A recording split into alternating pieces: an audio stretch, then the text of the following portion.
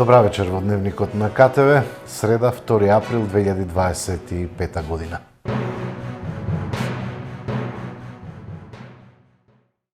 Поради временските услови и обилните врнежи на дожд, големата количина на вода која се слева во изворите Лукар предизвика заматување на водата во истите, информира денеска од јавното претпријатие Комуналец.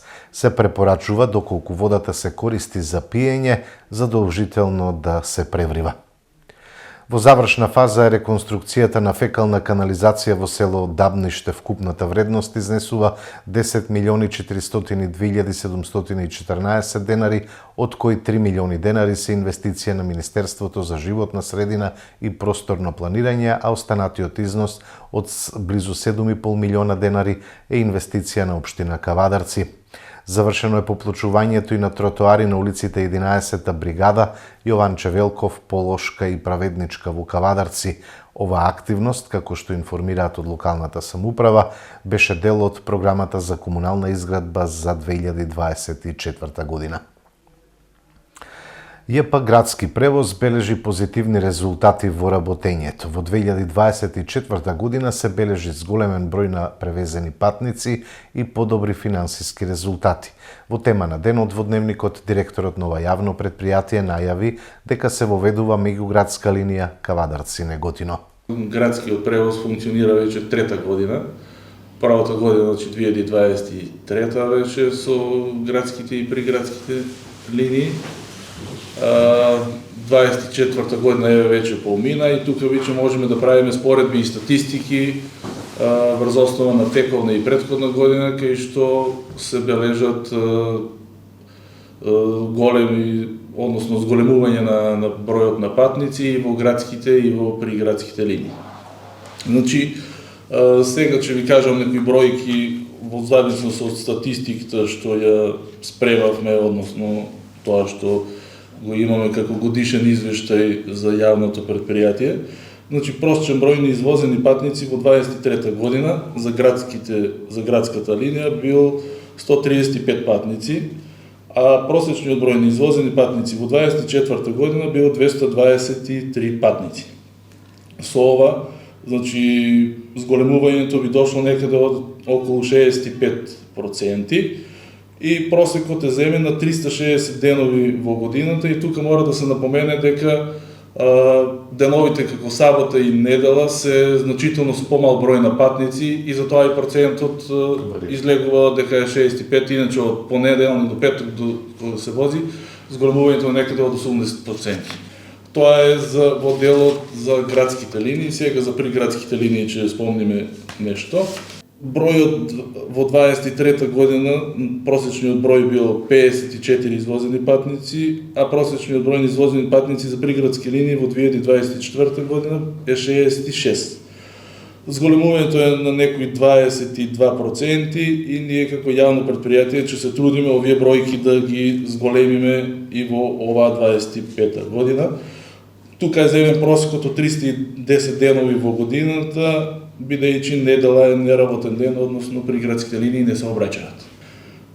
Друго што треба да спомниме во оваа статистика е онаа мерка што беше предложена од градоначалникот и поддржана од Советот на општина Кавадарци за пензионерите и вкупната бројка на извозени пензионери во 24 година излегува дека се извозени 20.501 пензионер, тоа поделено по месец излегува просекот 1710 пензионери се возат во текот на еден месец и тоа во градската линија, а имаме и просечен број на пензионери во приградските линии, тоа е 254 лица на ден или 2824 пензионери вкупно се извозиле во приградските линии во 2024 година. Друга статистичка бројка која може да ја спомениме е преглед на извозени патници вкупно на градски и приградски превоз. Вкупниот број бил 101.249 патници или просечен број на патници 289. Тука се собрани просеците од градската и приградската линија. И уште една статистика ви спомнал, значи вкупен број на извозени патници ова се мисли на сите, програма по ранливи категории, пензионери, ученици, вработени и со наплата, значи сме извозили 210.915 патници. Овој просек е 585 патници на ден, пресметан со 360 денови во годината. И од тука може да заклучиме дека во нашето јавно предпријатие не само годишно, споредно со претходна година, туку и на месечно ниво до сега немаме намалување на бројките со овие статистички показатели, туку цело време се зголемува бројот на патниците. Кога сме кај делот со статистичките показатели, освен или по бројот на извозени патници или бројот на продадени билети, накратко би спомнал и анализа на споредба на финансиските резултати, односно со претходната година 2023 со 2024 година, имаме зголемување на приходите од некои скоро 6 милиона денари, односно 5 милиона и 900 илјади денари, и тоа се должи на неколку ставки, значи имаме некое минимално зголемување на ученичкиот превоз, и тоа се должи на зголемиот број на ученици, значи тука немаме измена во цени или некои други зголемувања. Приходите од градски и приградски линии ни се зголемени за 1.330.000 денари. Новина беше тоа лани што уведовме и приходи од меѓународен превоз, тука имаме остварени приходи од 460.000 денари, и сите тие бројки земени плюс пензионерите и ранливите категории ја дава бројката од 5 милиона и 900.000 денари зголемување во делот на приходната страна. Што е мислам за пофалба, ние нема да застанеме тука, и мислам дека оваа година, 25-та година, че имаме и понатаки зголемување на сите бројки и показатели и во продажба на билети од таа гледна точка и во финансиски резултати. Уште ќе кажам статистика дека помина и првиот квартал во 25-та година, бидејќи така ги спремаме извештаите што ни се официјални извештаи. Во првите 3 месеци имаме зголемување на 1800 повеќе предадени билети во градските линии и скоро 2200 билети во приградските линии, што значи продолжуваме во нагорна линија. Линијата со општина Неготино да најавиме дека официјално започнува од петок, односно тоа е за 2 дена на 4.4.2025 година, че има 4 линии, односно 4 обраќања до Неготино и 4 назад. Сите овие информации детални по станици и возен ред ќе бидат објавени на нашата Facebook страница, по медиумите и на нашата веб страна. Вака јас би одвоил како неколку клучни точки или елементи каде што сметам дека треба да се развива предпријатието. Некои од нив веќе имаме исклучен договор како наредни активности. Значи, следува комплетно реновирање на сите автобуски постојки и тоа имаме веќе склучен договор за таа работа. Само имаме пролонгирање од неколку дена ради временските непогоди, иначе се офатени некаде околу 20 автобуски постојки кои ќе има санација и реновирање, каде треба фарбање, каде треба кров, каде треба промена на стаклото, каде што се се истакнуваат возни редови и такви работи.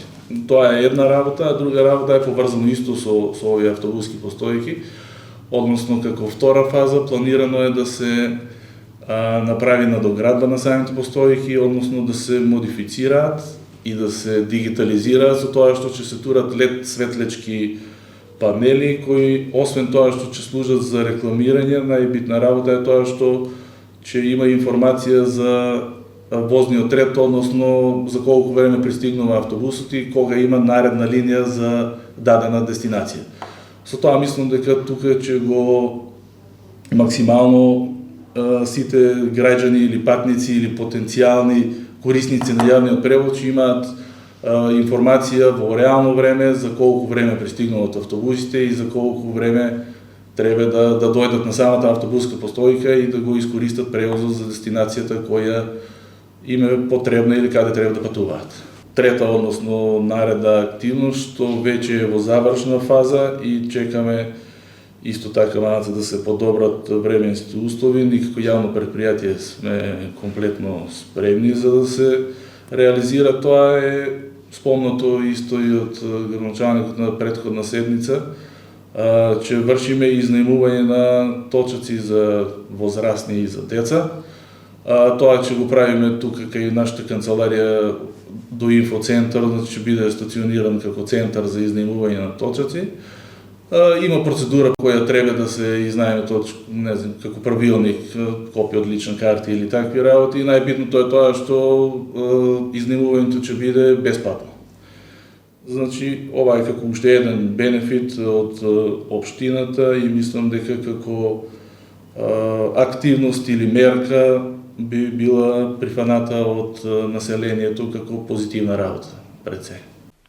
Средното општинско земјоделско шумарско училиште Ѓорче Петров Кавадарци денеска одбележа 160 години од раѓањето на патронот и 69 години од формирањето на училиштето.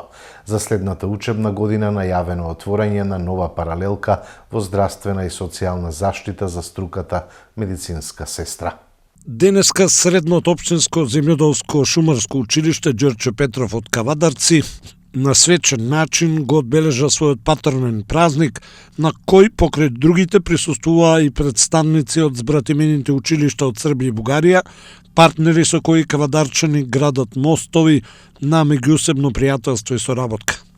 На почетокот беше прочитан пригоден текст за патронот, а потоа пред бистата на Ѓорче Петров во дворот на училиштето беа положени свежи цвеќиња од страна на присутните.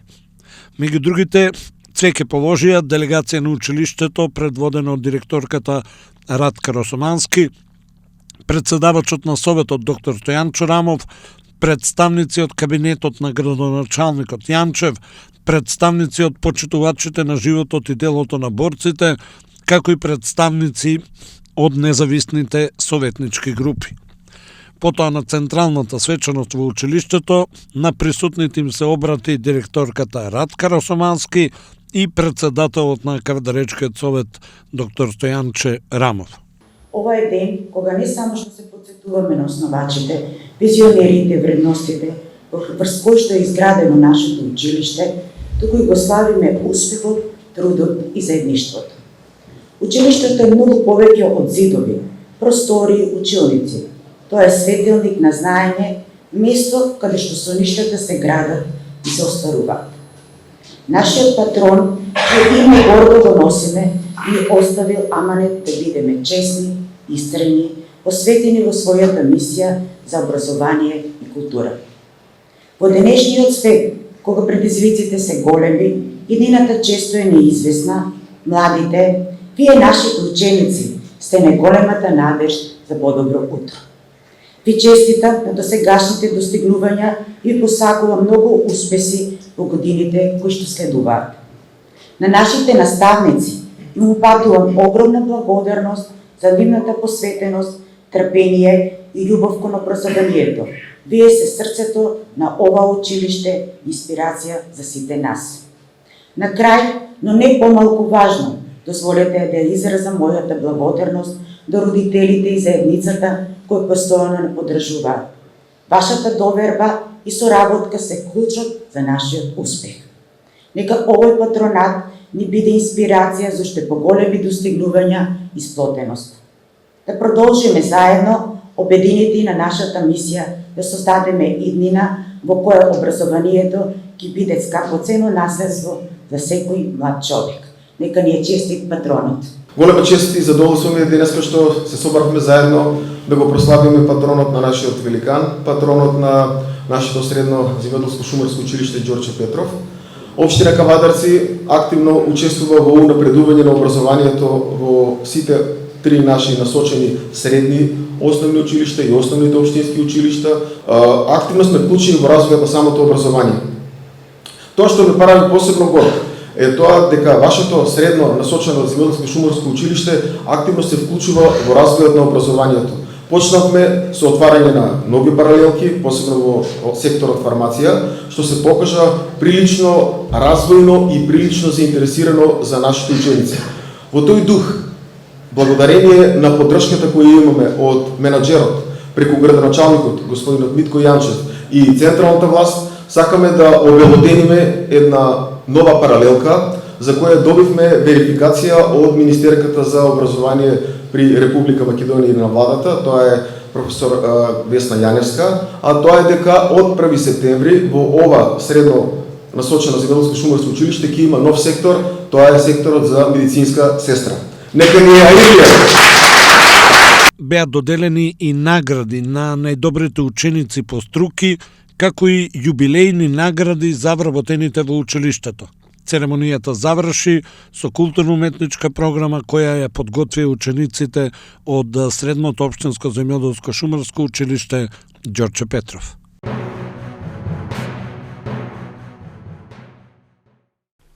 Вие сте со дневникот на КТВ, продолжуваме со останатите содржини. Премиерот Христијан Мицковски денеска изјави дека владината коалиција е стабилна, а јавното препукување меѓу пратеникот од ВМРО ДПМН Антонио Милошовски и министерот за правда Игор Филков од коалицијскиот партнер Знам, според него ќе застане, како што вели, на овие два лични ставови. Немам такво чувство дека има, напротив, имаме исклучително квалитетна соработка, граѓаните да бидат сигурни, владата е стабилна, повеќе од 2/3 неофицијално, официјално 78 пратеника ја поддржуваат оваа влада. Граѓаните, според она што го гледам од анкетите, даваат поддршка. Огромно е позитивното мислење дека и Македонија се движи во позитивна насока и тоа представува за нас инспирација да продолжиме и понатаму да се движиме и да работиме. Истрагата за Кочани досега се води селективно, СДСМ ќе ги искористи сите механизми, рече денеска лидерот на СДСМ Венко Филипче. За сега како се води истрагата, иако мора да кажам дека даваме максимална поддршка на институциите пред се на обвинителството, да го заврши овој процес професионално и транспарентно, сепак сметаме дека процесот е селективен. Зошто? Поради тоа што најодговорните во Министерството за внатрешни работи, кои што имале ингеренции и на денот на случување на настанот и на местото на настанот, сепак не преземале според нас одредени действија кои што и требале и можеле да ги превземат. Во таа смисла, ние дискутиравме вчера на извршниот одбор на партијата и донесовме заклучок дека ќе ја следиме истрагата, ќе ја пратиме, ќе пратиме процесот како се води и во даден момент, поради тоа што истрагата се уште трае, доколку оваа тенденција продолжи, ќе побараме и анкетна комисија и сите други механизми кои што ќе бидат на располагање. Моментално даваме поддршка на институциите, нека се води истрагата. Сметам дека во оваа фаза, кога истрагата се уште не е завршена, ние се уште укажуваме на одредени работи за кои што сметаме дека е водење на селективна правда, дека таа низа на настани верига, како ја нарекуваат, не може да се запре со актуелните функционери, но да видиме на каде ќе води процесот. Синдикалците одржаа јавна седница пред собрание и порачаа дека минималецот мора да биде 500 евра и да се зголемат другите плати. Вашите сега 79% зголемени плати не ги заслужувате и затоа дојдовме тука поради фактот што вие не одлучувате за нас, ние ќе одлучиме за вас, рече председателот на ССМ Слободан Трендафилов, обраќајќи им се на пратениците. Едногласно за згрме од грлата на 300 членови на органите, телата и гранските синдикати за одлуката пратениците да ја намалат платата на 500 евра, се додека не се зголеми минималната плата. Така всушност и почна и заврши првата јавна седница на ССМ пред парламентот, на која беше порачано дека не може да има за пратениците, а да нема за работниците. Председателот на Конфедерацијата на слободни синдикати на Македонија пак, Благоја Ралповски, не гледа причина за протестирање на синдикатот. Тој рече дека во последните 9 месеци бил остварен значителен напредок во јавниот сектор, како во образованието, така и во здравството и јавната администрација, со потпишување на историски договори и значајни зголемувања на платите. Министерот за економија и труд Бесар Дурмиши ја потпишал, а потоа ја објавил владината одлука за законско согласување на минималната плата со цел да не се предизвика, како што рече, блокада во исплатата на платите во државата. Тој порача дека секој има право на протест, но местото за повисок минималец не било на улица. Нормално дека живееме во демократија, има право секој да излезе на улици да протестира, да го кажа својот револт, но јас ќе кажувам пак дека синдикатите веќе им истекне мандатот и веќе не се репрезентативни. Ние како влада го формиравме комисијата која требаше да утврди репрезентативност на синдикатите. Таа комисија веќе работи и одма кога ќе се формира, кога ќе се определи кој па еден час поскоро. Значи таа комисија работи, упорно работи. Зависи кој синдикат ќе биде репрезентативен, каде што ќе се одбере од комисијата. Одма кога ќе се определи кој синдикат ќе биде репрезентативност, јас одма ќе го спикам седницата на економски и социјален совет и синдикатите треба таму да ги кажат своите барања, а не на улица. Ние сме го кажале ова од почеток дека како влада ги почитуваме и сме за социјален диалог. Синдикалци на батерии ги нарекоа денеска од ВМРО ДПМН на пресконференција синдикалните представници од ССМ. Ги обвинија дека имаат високи годишни примања.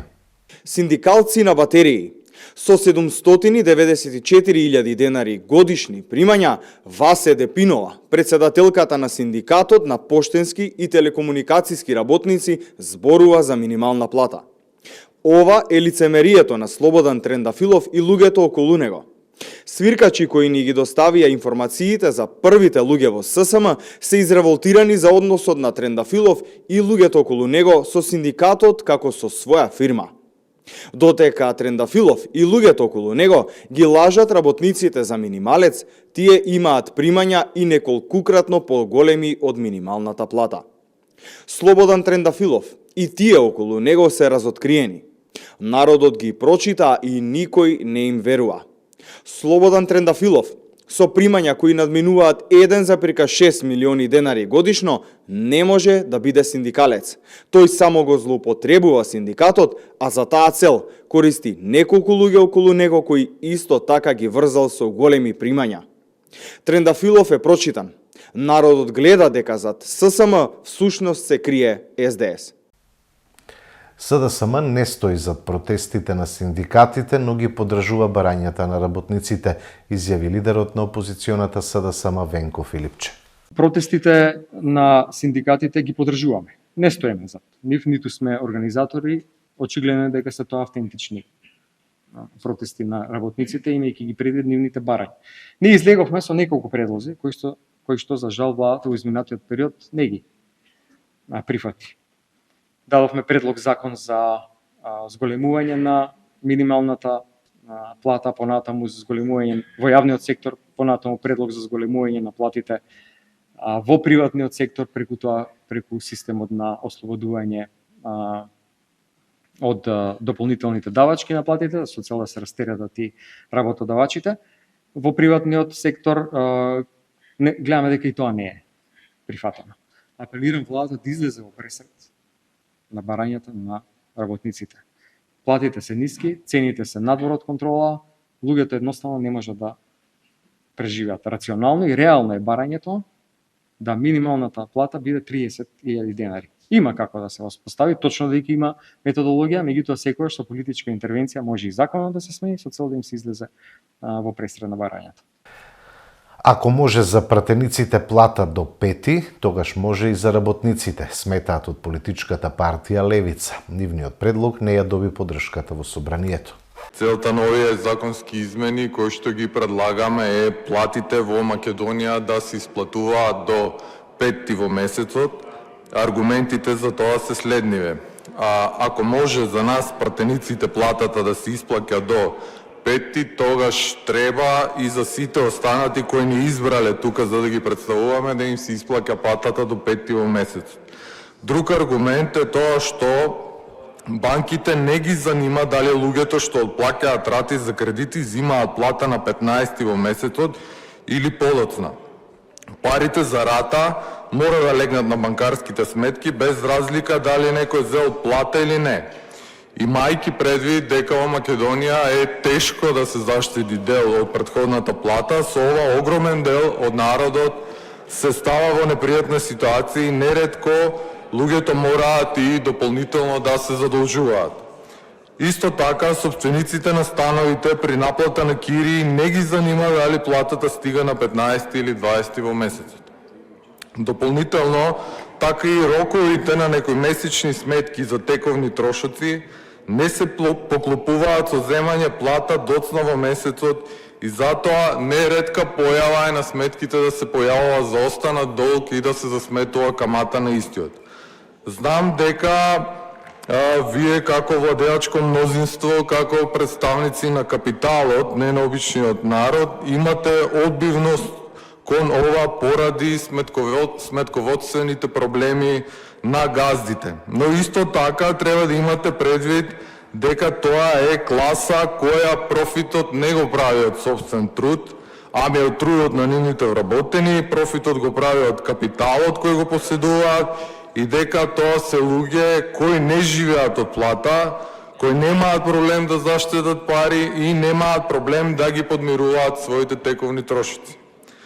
Дополнително, вие од ВМРО ДПМНЕ и коалицијата како нивни представници сте и владеачко мнозинство.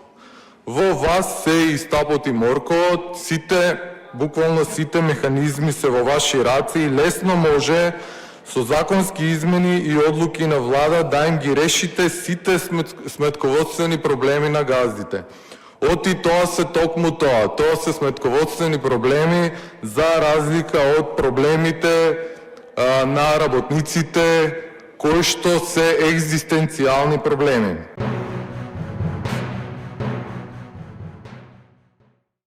Промовиран видеоматеријалот од детскиот фестивал Гроздоберче, изработен од КТВ телевизија. Драги мој публикум, еве во припрема е новиот фестивал, 29-ти поред Гроздоберче интернационален фестивал, ама ние не застануваме со активностите од претходната година, значи од 28-то издание на фестивалот Гроздоберче. Токму денес, еве, тука сме собрани сите гроздоберчиња на традиционалната промоција на видео изданието на Гроздоберче 28-миот фестивал поред.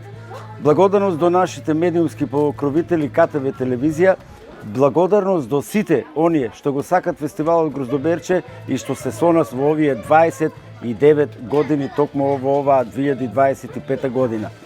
Со гордост можам да кажам дека успешно се представивме оваа година на интернационалниот фестивал Златна пахулја 2025 година, повторно во рангот на учесници од 12 европски држави, меѓу тие сите држави, ние како единствени представници од фестивалот Гроздоберче и од нашата држава се покажавме во најдобро светло како и секоја година. И се разбира, не престануваме тука со интернационалниот дел на фестивалот Гроздоберче. Токму во месец мај имаме гостување исто така во Република Србија, во Ковин, традиционално со нашите пријатели и фестивалот Дед клинци певају хитове. Со еден збор, веќе сме започнати и со припремите на новиот фестивал, како што кажав претходно, за 29-тиот поред. Песничките се веќе почнати да се прават, значи 6-7 песнички се веќе направени, снимени се неколку демо снимки за нашите идни гроздоберчиња и се разбира, драги мои, се гледаме на официјалната аудиција за фестивалот Гроздоберче 29-ти поред 2025 година на 12 април. Се најдобро ве сакаме ние гроздоберчиња.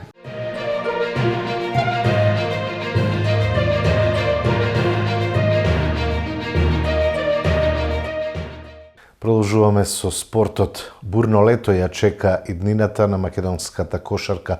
Машките селекции до 16 и до 20 години и женските до 16 и до 18 години ќе играат на европските првенства од Б дивизиите, а само машката до 18 години ќе игра во елитната А дивизија. Ова лето ќе биде жешко и интересно кога станува збор за иднината на машката и женската македонска кошарка. Македонската кошаркарска федерација ќе биде организатор на Европското првенство од Б дивизијата за кошаркари до 16 години, кој ќе се игра во Скопје. Освен оваа генерација, Кошаркарската федерација ги пријави за учество во машка конкуренција и селекциите до 20 и до 18 години, како и селекциите до 18 и до 16 години во женска конкуренција. Според жребката, кадетската машка репрезентација која ќе настапува во Скопје пред домашна публика во периодот од 1 до 16 август годинава, ќе биде сместена во групата Б, заедно со селекциите на Полска, Словачка, Босна и Херцеговина, Ирска и Кипар. Женската кадетска репрезентација ќе настапи на првенството од Б дивизија, кој ќе се игра во Истанбул, Турција, во периодот од 20 до 29 август, а нашите кадетки се сместени во групата Д, заедно со Грција, Бугарија, Литванија и Украина. Машката репрезентација до 18 години ќе учествува на јуниорскиот Евробаскет, значи во А дивизијата, која ќе се игра во Белград, Србија, во периодот од 26 јули до 3 август. А нашата репрезентација немаше среќа со жребот, бидејќи е сместена во групата Ц, заедно со домаќинот Србија, Грција и Литванија. Женската репрезентација до 18 години ќе настапи на првенството од Б дивизијата во Алитус и Вилнус, Литванија, во периодот од 4 до 13 јули. Јуниорките се сместени во групата А заедно со соодветните национални селекции на Германија, Ирска, Шведска и Романија. Највозрасната младинска репрезентација во машка конкуренција до 20 години ќе настапи на Евробаскетот од Б дивизијата, кој е предвиден да се игра во Ереван, Ерменија, во периодот од 11 до 20 јули. Нашите младинци се сместени во групата Ц, заедно со Естонија, Летонија, Ирска и Ерменија. По сето она што се случуваше со овие селекции изминативе години, ова би требало да биде и последна шанса за сите да докажат дека заслужуваат да го носат дресот со националниот грб, дека навистина се иднината на македонската кошарка, а и селекторите ќе треба да докажат дека навистина ги бива, односно заслужуваат да бидат предводници на овие генерации.